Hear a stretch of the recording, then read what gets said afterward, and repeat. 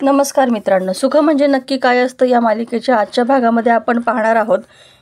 नित्याचं बोट कापलेलं असतं, त्यामुळे आदिराज अतिशय प्रेमाने तिच्या बोटाला रुमाल गुंडाळत असतो आणि नित्याला ओरडत असतो की सवय नाही तर अशा कामांची तर कशाला करायची अशी कामं. थोडं इकडचं तिकडं झालं असतं तर अख्खं बोट कापलं गेलं असतं असं म्हणून तिला ओरडत असतो. त्यावर नित्या मात्र त्याच्याकडे बघून हसत असते. आदिराज म्हणतो का की तुम्हाला सगळी चेष्टा वाटते का? नित्या म्हणते की अरे सर्व कामांची सवय असते आम्हा बायकांना.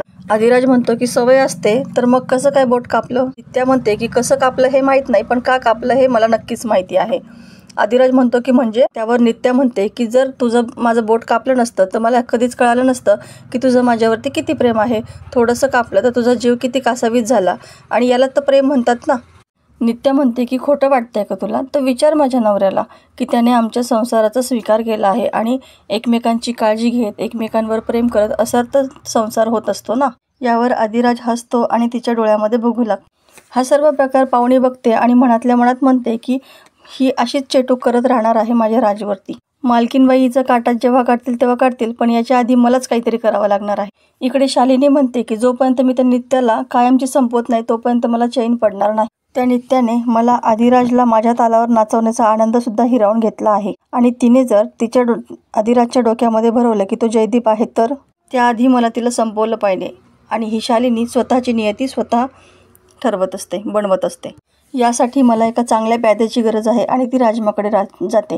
राजमा तिला अचानक बघून खूप डचकते. त्यावर शालिनी म्हणते की मी जे तुला अजून सांगणार आहे ते सांगितल्यानंतर तू आणखी डचकणार आहेस. शालिनी म्हणते की तुला नित्यासोबत मैत्री करायची आहे. राजमा म्हणते की मी असं काही करणार नाही आणि तुम्ही मला हे असं करायला का सांगत आहे? शालिनी म्हणते की मैत्रिणी तर तुला करावीच लागणार आहे, किमान एक फोन कॉल तरी करावाच लागणार आहे. राजमा म्हणते की तुम्ही जर मला अशी बळजबरी केली तर तुम्ही सुद्धा माझे शत्रू व्हाल. राजमा नाही असं म्हणते आणि तिथून निघून जायला लागते. तर शालिनी तिची वेणी पकडते आणि तिला धमकावते की मला नाही ऐकायची सवय नाहीये, तुला जेवढं सांगितलं आहे तेवढं तुला करावंच लागेल. शालिनी म्हणते की तुला फक्त एकच फोन करायचा आहे, त्यानंतर तुला फोन करायची गरजच भासणार नाही. एकदम घाबरलेल्या रडक्या आवाजामध्ये तिला फोन करायचा आणि म्हणायचं की नित्या मॅडम, मला तुमच्याशी खूप महत्त्वाचं बोलायचं आहे आणि मी ज्या ठिकाणी सांगते त्या ठिकाणी तुम्ही या. तसं राजमा फोन करून सांगितल्याप्रमाणे बोलते आणि शालिनी लगेच तिच्या हातातून फोन काढून घेते व फोन कट करते. इकडे नित्या विचार करत असते की हिने फोन असा का केला आणि लगेच कट का केला? काहीतरी नक्कीच गडबड आहे. नित्या म्हणते की ही नेहमीप्रमाणे मला आई किंवा नित्या का नाही म्हणाली, ही मला मॅडम का म्हणाली, आणि विचार करू लागते. इकडे शालिनी पुन्हा राजमाला धमकावते आणि म्हणते तुला सांगितलं होतं ना, जेवढं सांगितलं तेवढंच बोलायचं म्हणून. लगेच ती सोमाला फोन लावते आणि म्हणते मी सांगितली ती सर्व तयारी झाली आहे ना, आणि फोन ठेवून देते. राजमाकडे बघून हसू लागते आणि मनातल्या मनात म्हणते की नित्या आज तुझा शेवट होणार. इकडे नित्या विचार करते की शालिनीनेच नक्की तिला फोन करायला भाग पाडला असणार आहे. मग राजमाने मला लवकर सूचना का नाही दिली? कदाचित तिला वेळ मिळाला नसेल तेवढा. आता जर हा फोन कॉल मी इग्नोर केला तर लक्ष्मीवरती संकट येऊ शकतं, त्यामुळे मला आता तो इग्नोरसुद्धा करता येणार नाही. इकडे पाहुणी लगेच फोन लावते. मालकीनबाई, त्या नित्याला तुम्ही कधी घराबाहेर काढणार आहात? तितक्या शालिनी म्हणते की नित्या जेव्हा घरातून बाहेर पडेल तेव्हा मला लगेच सांगायचं आणि तिच्यासोबत आदिराज जाणार नाही याची काळजी घ्यायची. पाहुणी म्हणते पण राज तर घरातच नाही ना. त्यावर शालिनी म्हणते की एकच नंबर झालेला आहे, नित्या घराबाहेर पडली की लगेच मला फोन कर. राजमा नित्याच्या मोबाईलवरती एक लोकेशन पाठवते आणि नित्या विचार करते की संकटात असताना सुद्धा ही लोकेशन कशी काय पाठवू शकते. त्यावेळेस शंकेची पाल तिच्या मनामध्ये चुकचुकती. ती म्हणते जावं तर लागणार आहेच, पण एकटी जाऊन उपयोग नाही, मग कुणाला तरी सोबत घेऊन जावं लागणार आहे. कुणाला घेऊन जावं म्हणून ती लगेच लवलीला फोन करते आणि त्याला सांगते की या लोकेशनला आपल्याला जायचं आहे, पण सावध राहा की काहीही होऊ शकतं. असं बोलून ती लगेच घराबाहेर. नित्याला बाहेर जाताना बघून पाहुणे लगेच शालिनीला फोन करते आणि सांगते की नित्या बाहेर निघालेली आहे, तुम्ही काय करणार आहे हे सांगा तर खरं. त्यावर शालिनी म्हणते की नाही, झाल्यानंतर तुला कळेलच की. इकडे लवली घराबाहेर पडत असतो, पण अम्मा त्याला अडवतात आणि मीही तुझ्यासोबत येणार असा हट्ट करतात. 25 वर्षापूर्वी असंच जयदीप आणि गौरीसुद्धा बाहेर पडत होते आणि त्यांनी मला घरीच थांबायचा सल्ला दिला होता. मी त्यावेळेस त्यांचं ऐकलं, पण आता मी त्यांचं काही ऐकणार नाही. लवली म्हणतो की अम्मा आजी आता हट्ट करू नको, परिस्थिती काय आहे, प्रसंग काय आहे हे मलाही नक्की माहीत नाही आहे, पण तू काळजी करू नको, मी तुला यावेळेस काही होऊ देणार नाही. आणि असाच हट्ट माईंनी सुद्धा केला होता आणि काय झालं हे पाहिलंच ना तू, त्यामुळे प्लीज हट्ट करू नको आणि मला जाऊ दे, असं म्हणून तो घराबाहेर पडतो. इकडे राजमा शालिनीला म्हणते की तुम्ही काय करत आहेत? आणि कशासाठी करत आहे? शालिनी म्हणते की तुझीच इच्छा पूर्ण करत आहे. नित्याला मरताना बघायचं होतं ना तुला, मग आपण तेच बघणार आहोत. राजमा म्हणते की म्हणजे आपण जे लोकेशन तिला पाठवलं आहे त्या ठिकाणी मग आपण जाऊन बघूयात का? शालिनी म्हणते की त्या ठिकाणी जाण्याची काय गरज आहे, बस ग तू. आणि असं म्हणून लगेच लॅपटॉप उघडते आणि लॅपटॉपवरती एक बंद खोली दिसते. तिने त्या खोलीमध्ये ऑलरेडीच कॅमेरे लावून ठेवलेले आहेत. शालिनी म्हणते की कमालीची मजा बघायला मिळणार आहे तुला. नित्या कशी तडफडत मरतीये हे पाहायला मिळणार आहे. तमाशाची सुरुवात कधी टाळायची नाही आणि शेवट कुणाला सांगायचं नाही असं म्हणते. राजमा म्हणते की म्हणजे या खोलीमध्ये नित्याला कोंडून मारणार आहे का? त्यावर शालिनी म्हणते की किती प्रश्न पडतात ग तुला, बघ जरा गपचूप बघ. शालिनी सोमनाथला फोन करते आणि म्हणते की झाली का सर्व तयारी? त्यावर सोमनाथ म्हणतो की हो मॅडम, 2-2 विषारी सिलेंडर आणून ठेवले आहे. एकदा कॉक सुरू केला की सगळ्या विषारी गॅसची गळती त्या ठिकाणी सुरू होईल आणि त्या तिथे तरफडून मरेल. शालिनी फोन ठेवते आणि मोठ्याने हसू लागते. इकडे राजमा मात्र खूप घाबरते आणि रडू लागते. शालिनी मनातच म्हणते की गौरे, मागच्या वेळेस तुला जाळून मारलं होतं आणि या जन्मामध्ये तुला गुदमरून मारणार आहे आणि शेवटी जिंकणार तर मीच. राजमा मनात म्हणते की आई, या शालिनीसोबत मैत्रीचं नाटक माझ्या चांगलं येत आहे. आता मी आईला सावध कशी करू? असं म्हणून देवीला सगळं घालते की देवी आई, आता तूच काहीतरी माझ्या आईची मदत कर. इकडे नित्या लोकेशन बघत निघालेली असते. तितक्यात आदिराज तिला आडवा येतो आणि म्हणतो, नित्या मॅडम तुम्ही कुठं चाललेले आहेत एवढ्या गडबडीमध्ये? नित्या म्हणते की गडबडच आहे सगळी.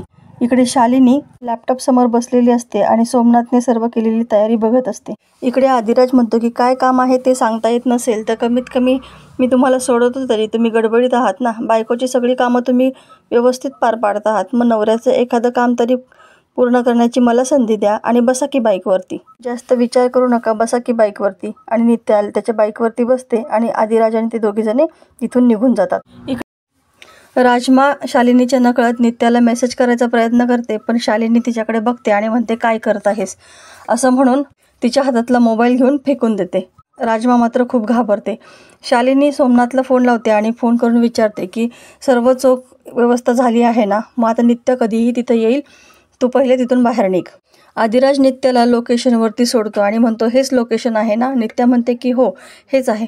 इतक्यात सोमनाथ त्या दोघांनाही एकत्र पाहतो. नित्या आदिराजला म्हणते की मी आतमध्ये जाऊन बघते की नेमकी काय आहे.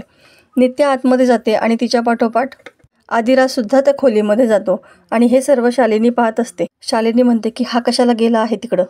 त्यानंतर सोमनाथ दरवाजा बाहेरून बंद करतो आणि त्याला कुलूप लावून घेतो आणि आदिराज मात्र दरवाजा उघडण्याचा प्रयत्न करू लागतो. आदिराज मोठमोठ्याने ओरडू लागतो की कोण आहे बाहेर, कोणी कडी लावली आहे बाहेरून, दरवाजा उघडा. आणि नित्याला म्हणतो की नित्या मॅडम काय प्रकार आहे हा, इथं आपल्याला कोणी बोलवलेलं आहे? त्यावर नित्या म्हणते की आदिराज तुला सगळं सांगितलं असतं पण तुझा विश्वास बसणार नाही की हे सगळं शालिनीचं कारस्थान आहे आणि राजमाने बोलवलं असं सांगितलं तर तू तिला विचारशील.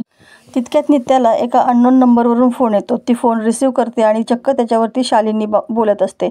शालिनी चांदोमामा भागलास का असं गाणं म्हणते. त्यावेळेस नित्याला मागचा सर्व प्रसंग आठवतात. शालिनी म्हणते की नित्या, मला तुला एकटीलाच मारायचं होतं पण काय करणार, तुझा नवरा पण तुझ्यासोबत आला आहे, आता दोघंही सुखाने मरा असं म्हणते. त्यावर नित्या विचार करते की शालिनीचा हा आवाज जर मी आदिराजला आवाज ऐकवला तर, म्हणून स्पीकर करायला लागते.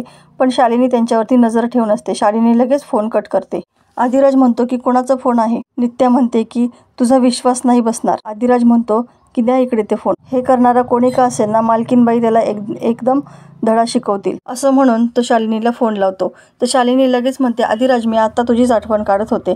त्या शेतकऱ्यांचा काय प्रश्न आहे, तो अजून काही म्हणणं आहे का असं विचारायचं होतं. ऐकलं आहे का त्यांनी, का अजून अडून बसले आहेत ते? त्यावर आदिराज म्हणतो की मालकीनबाई माझं ऐका, आम्ही एका ठिकाणी नित्या आणि मी आम्ही दोघेही अडकलेलो आहोत आणि आम्हाला तुमच्या मदतीची गरज आहे. त्यावर शालिनी लगेच आवाज न येण्याचं नाटक सुरू करते आणि कशाची गरज आहे, मला तुझा आवाज ऐकू येत नाही असं बोल, जरा नेटवर्कमध्ये ये, मला ऐकायला येत नाही असं म्हणतो. आदिराज म्हणतो की मालकीनबाई मला तुमचा आवाज येत आहे आणि असं बोलून शालिनी फोन कट करून टाकते. नित्या काही न बोलता शांत उभी असते आणि इकडं शालिनी मात्र खूप खुश झालेली असते, मोठ्याने हसत असते.